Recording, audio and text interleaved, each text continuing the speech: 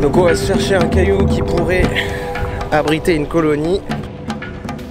Pour l'instant, j'ai absolument rien trouvé. Je commence presque à douter de la présence de cette espèce sur l'île.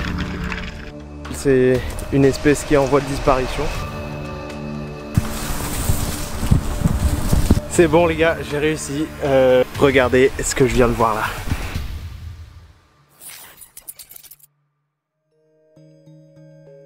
En général, quand on se passionne pour les insectes et les arthropodes, c'est impossible de s'intéresser à tout en même temps. Il y en a trop, c'est trop vaste, alors j'ai toujours eu ce que j'appelle des grandes périodes.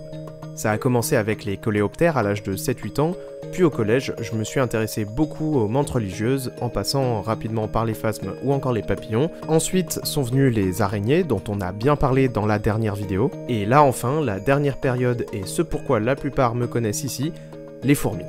J'adore avoir des périodes, comme ça je ne m'ennuie jamais et à chaque fois j'ai l'impression de redécouvrir ma passion.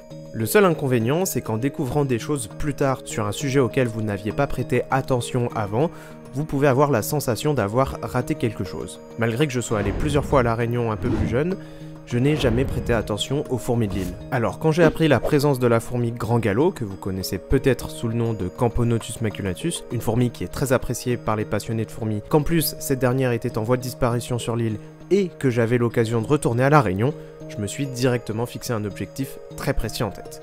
Retrouver ces fameuses fourmis grand galop. À ma connaissance, il y a beaucoup d'espèces invasives comme les fourmis folles noires ou encore les fourmis de feu Solenopsis geminata.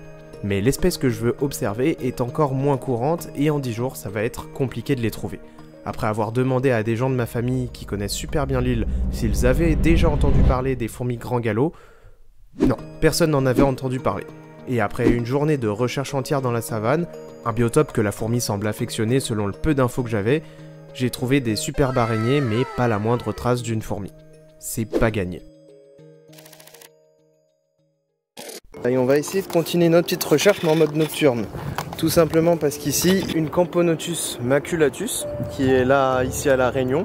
Alors oui, c'est une Camponotus qui est africaine de base mais qui a été importée ici il y a déjà pas mal de temps et qui est malheureusement sur l'île en voie de disparition. Donc je sais pas si on va réussir à en trouver et à en observer. Mais j'aimerais beaucoup. Ce serait la première fois que je vois cette espèce en milieu naturel. Donc ça serait vraiment cool. Et apparemment, elle a plutôt une activité nocturne. Donc on aura plus de chances ce soir d'en trouver. En tout cas, je pense que je suis dans un bon endroit, bien sec. Allez, on va voir ce qu'on peut trouver.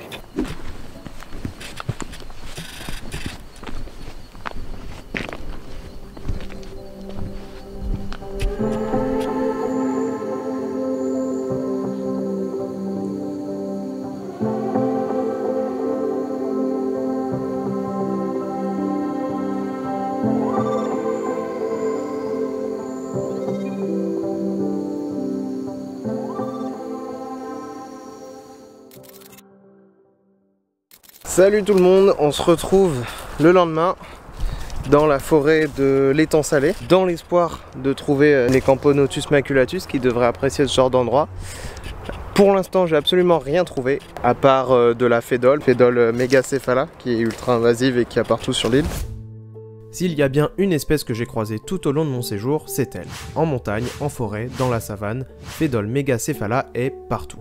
La présence d'une caste de majors à la tête surdimensionnée est caractéristique du genre Phédole et on les appelle aussi fourmis africaines à grosse tête. Les ouvrières sont minuscules, entre 2 et 4 mm et vues comme ça elles ont pas l'air bien méchantes. Pourtant, comme je vous le disais, elle fait partie des espèces les plus invasives au monde et peut avoir des effets dramatiques dans les environnements dans lesquels elle s'introduit. En fait, c'est une espèce qui peut très vite s'accaparer les ressources d'un milieu et par effet de cascade nuire gravement aux autres arthropodes, donc à l'entièreté de l'écosystème.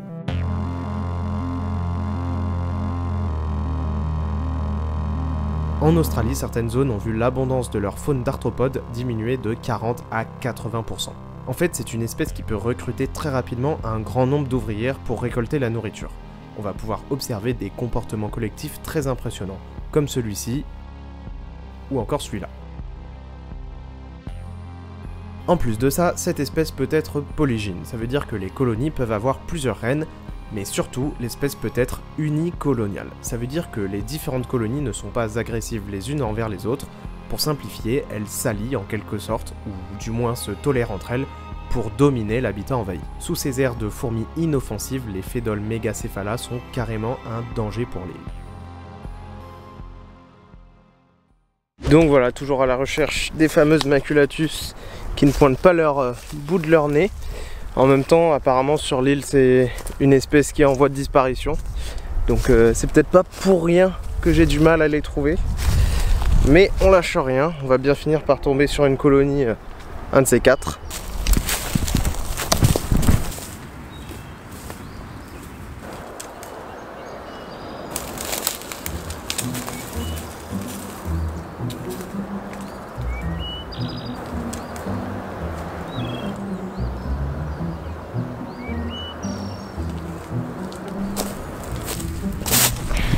Toujours rien. Pourtant il y a vraiment plein de troncs d'arbres secs, de bois mort. Et apparemment du peu d'informations que j'ai, elles aimeraient bien ça, elles aimeraient bien nicher sous les pierres aussi. Ça il y en a un peu moins. Et le sol est très sableux, alors c'est peut-être ça aussi qui fait qu'on n'en voit pas. Faudrait peut-être trouver une meilleure terre du coup. Je sais pas, les recherches continuent.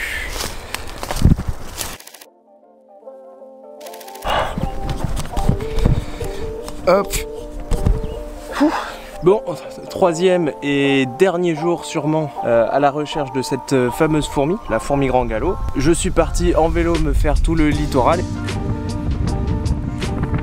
Je me suis un peu arrêté en bord de route pour faire une pause et regarder un peu ce qu'on avait ici dans ce biotope qui est un petit peu différent.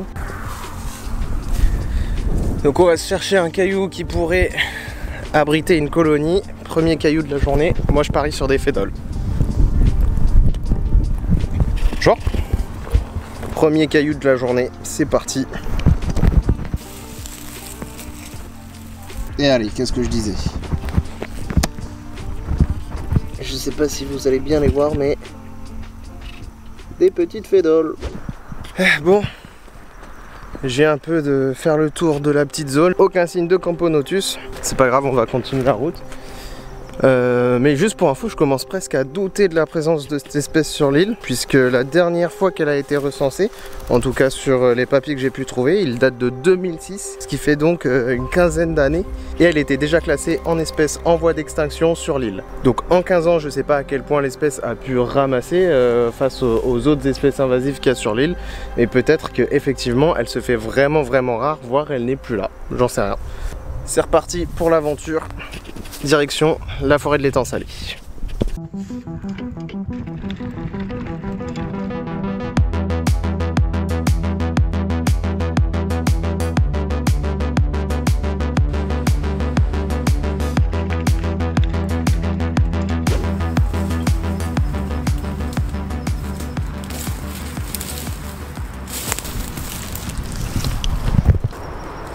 Ok, donc je me suis trouvé mon petit spot pour les recherches de ce soir.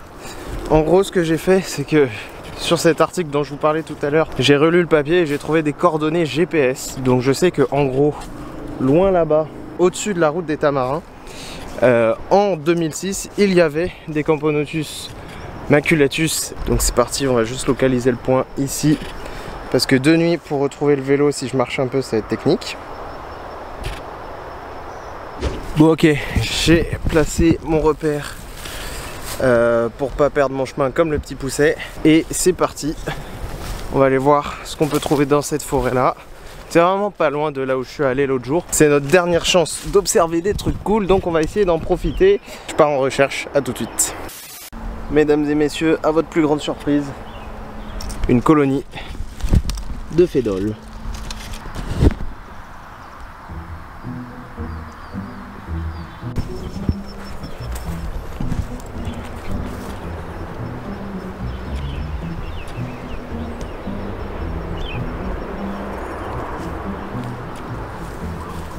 Ok, bon, je suis resté quelques temps avec cette agave, puisque j'ai pu faire plusieurs observations sur cette petite espèce qui avait pas l'air de grand chose, mais qui est quand même assez intéressante. Déjà, au niveau de l'identification, j'ai un doute. Je vais pas vous mentir, je connais pas toutes les fourmis de la Réunion, hein, clairement. Effectivement, il s'avère que l'espèce qu'on a en face de nous est une Technomyrmex albipes. J'ai bien cru que j'arriverais jamais à l'identifier après coup, jusqu'à ce que je trouve une photo de fourmi à pattes blanches présente à la Réunion sur iNaturalist. Et effectivement, je ne m'en étais même pas rendu compte, mais ces fourmis ont bien le bout des pattes toutes blanches. C'est ce qui les rend d'ailleurs presque invisibles en vidéo. Sur l'île, cette espèce est considérée comme fourmi vagabonde. En gros, ce seraient des espèces non natives, mais qui occupent une niche écologique vacante. Elles ne sont donc pas censées être un problème écologique. Mais j'ai aussi pu lire que le terme désignait les espèces de fourmis qui voyageaient avec l'homme et qui nidifiaient dans les milieux anthropisés. Sur l'île, c'est aussi dans cette catégorie qu'on classe la fourmi grand galop. Pour autant, la fourmi à pattes blanches est connue pour être envahissante dans plein d'autres régions, et très honnêtement, je ne sais pas si l'appellation fourmi vagabonde est un vrai terme précis, ou s'il s'agit plus d'un fourre-tout pour les espèces non natives qui n'ont pas été assez étudiées pour se rendre compte de leur impact. Premièrement, ce qu'on peut observer, c'est que la plante en est remplie. On a des pistes de fourragement de partout, et en fait, la colonie remonte même sur cet arbre qui est ici, là. Deuxième chose hyper intéressante qu'on peut observer sur cette agave, c'est surtout au niveau de ces feuilles qui se plient ou bien au niveau de la pointe, on va observer en fait que les fourmis elles font de l'élevage de cochenilles. Donc c'est des petits homoptères blancs qui vont aller sucer la sève de la plante et les fourmis vont se nourrir en fait des déjections de ces insectes là et donc elles vont les élever, même les protéger, ce qui est super intéressant à observer comme ça en pleine nature.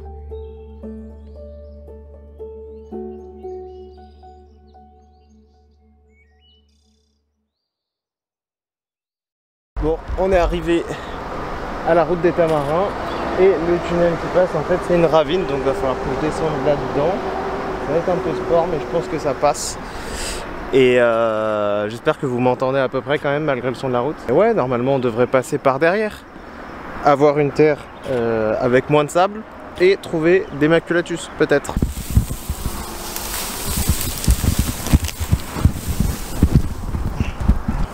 Je sais même pas où ça mène en bas.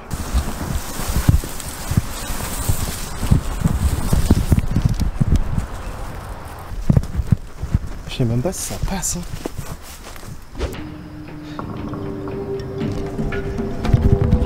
Comme quoi j'étais pas fou.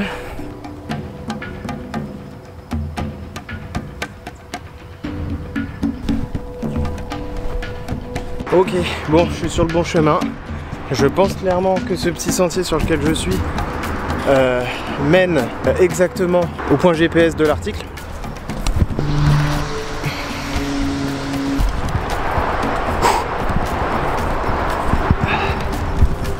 Je viens de monter tout un petit sentier qui me menait vers mon point GPS. Je me suis rendu compte que le point de GPS était juste en face de l'autre côté de la ravine, donc je pouvais pas exactement y accéder. J'étais complètement désespéré, je me suis dit que ça y est, c'était terminé, j'allais pas en trouver.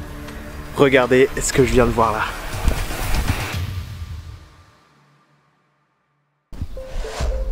C'est bon les gars, j'ai réussi.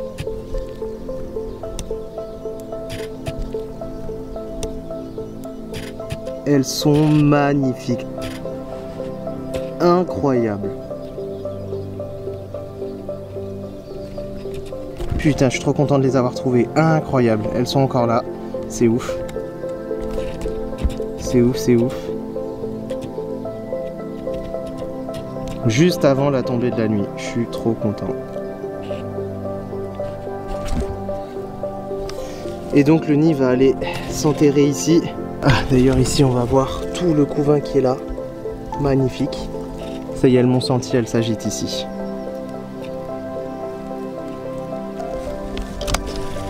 Et je crois que je suis en train de finir cette vidéo sous la flotte, c'est incroyable.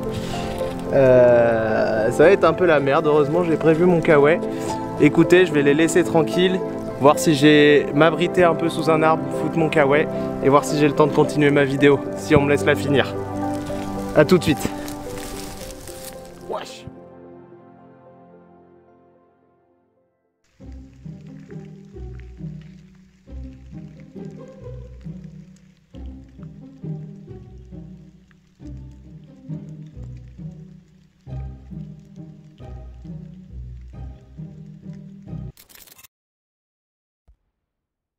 Ok les gars, je suis revenu après l'averse, la nuit est tombée, je suis revenu exactement au même spot et entre temps j'ai eu le temps de me balader un petit peu. Pendant que la nuit tombait, j'ai trouvé beaucoup plus de Camponotus maculatus. C'est une fourmi qui est effectivement nocturne et qui ne sort pas du tout la journée. Ça je m'en doutais pas, je pensais qu'on allait pouvoir quand même observer des ouvrières la journée, pas du tout. Et finalement dans le coin là sur le spot, elles sont pas si rares que ça. Sous environ la moitié des eucalyptus, vous allez voir des ouvrières grimper. J'ai essayé de vous les filmer, c'est très galère à filmer. Donc ces fourmis, elles sont bien là, elles sont bien présentes sur cette île. Hourra, j'ai réussi à les trouver et j'ai eu un sacré paquet de chance de tomber juste sur cette souche-là qui va me permettre de vous les filmer correctement puisque les fourmis sont beaucoup plus exposées. La plupart du temps, si vous vous baladez en journée, ça va être impossible de les trouver dans la forêt. En tout cas, moi j'ai essayé. C'est impossible et je suis à peu près sûr que si je reviens sur les endroits où j'ai passé des heures et des heures l'après-midi, bah là je vais les voir parce qu'il fait nuit. Mais 2 jours, j'ai pas vu une seule ouvrière. Bon, il est temps d'aller les observer et de vous faire des petits plans.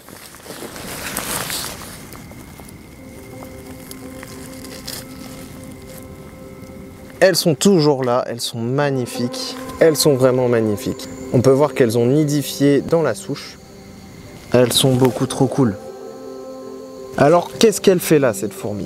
Donc la Camponotus maculatus, c'est une espèce africaine qui est très appréciée des myrmécologues de par sa grande taille, de par sa couleur qui est jaune et noire, ce qui est assez rare en tout cas. C'est des fourmis qu'on n'a vraiment pas l'habitude de voir dans la nature, surtout de cette couleur-là. Et vous avez peut-être tilté quand je vous ai dit que c'était des fourmis africaines. Alors on peut se demander qu'est-ce qu'elles fichent ici en fait. Alors il y a plusieurs raisons, enfin plusieurs hypothèses quant à leur apparition sur cette île. Peut-être qu'elles sont venues par bateau, mais elles auraient aussi pu venir avec les cyclones ou alors sur des bouts de bois morts qui auraient traversé la flotte jusqu'à l'île. C'est assez ouf de voir comme la lumière, elles aiment vraiment pas ça quoi. C'est pas leur délire. Je les fais un peu chier. Désolé mesdames, c'est des fourmis qui sont polymorphes. Elles ont donc plusieurs castes, des minors, des majors. J'ai pas vu trop de médias, mais il doit y en avoir chez cette espèce. Et donc ces castes, elles vont se répartir différentes tâches. Typiquement, les majors, comme je vous le disais tout à l'heure, ça va plus être des gardes à manger, des gardes du nid aussi. Et ils peuvent aussi servir pour découper d'éventuelles proies ou des choses comme ça. Quand je parle de garde à manger, c'est parce que les fourmis, en tout cas cette espèce-là, c'est une espèce de formicine et donc elle fait de la trophalaxie, c'est-à-dire qu'entre les ouvrières, elle peut s'échanger de la bouffe. Des majors peuvent très bien rester tout le long de leur vie dans la colonie pour stocker de la bouffe dans ce qu'on appelle un jabot social et les autres ouvrières exploratrices vont les ramener, échanger leur nourriture par trophalaxie pour les stocker à l'intérieur dans le jabot social du major qui lui est plus gros. Ce que je trouve très intéressant sur la présence de cette espèce sur cette île, c'est que c'est potentiellement une espèce qui est en fait que de passage. On ne sait pas combien de temps est-ce qu'elle va rester, elle est déjà classée comme en voie d'extinction sur l'île. Et ça tout simplement parce qu'elle n'a pas choisi d'arriver là, elle s'est retrouvée en compétition avec des espèces qui elles sont souvent invasives. C'est-à-dire qu'elles voyagent souvent avec l'homme par les bateaux et par le commerce. Et c'est des espèces invasives où elles vont être très souvent polygynes, multicoloniales. Et donc face à ces espèces-là, Camponotus maculatus, elle qui a une seule gyne, qui va faire certes des grosses colonies mais qui n'est pas très compétitive, elle va pas forcément avoir ses chances pour gagner la compétition aux ressources face aux autres espèces. Donc ce qui est hyper intéressant ici, c'est qu'on observe des fourmis qui sont potentiellement là, pas forcément longtemps sur l'île, et c'est pas dit qu'elles restent et qu'elles réussissent à s'implanter exactement sur l'île. Et c'est pour ça que je voulais absolument les voir.